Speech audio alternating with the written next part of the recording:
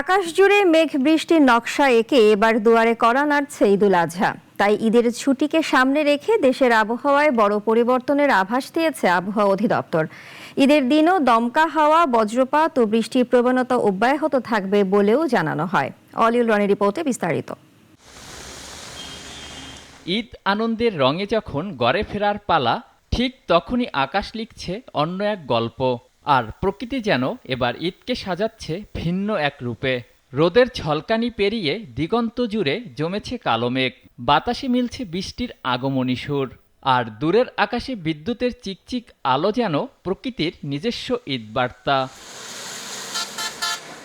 দেশের আবহাওয়ায় বড় পরিবর্তনের আভাস দিয়েছে আবহাওয়া অধিদপ্তর। ঈদের সারাদিনই থাকতে পারে দমকা হাওয়া, বজ্রপাত ও বৃষ্টির আনাগোনা। 27 তারিখে একটু বৃষ্টিপাত হবে, 28 তারিখে সকালে হয়তো বা সামান্য বৃষ্টিপাত হতে পারে। তা বাদে রিমেইনিং ডেটা হচ্ছে মেইনলি ড্রাই, তবে মেঘলা থাকবে।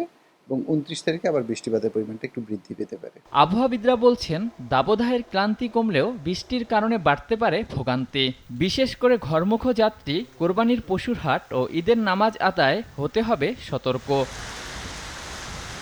অলিউল রনি, নাগরিক, ঢাকা।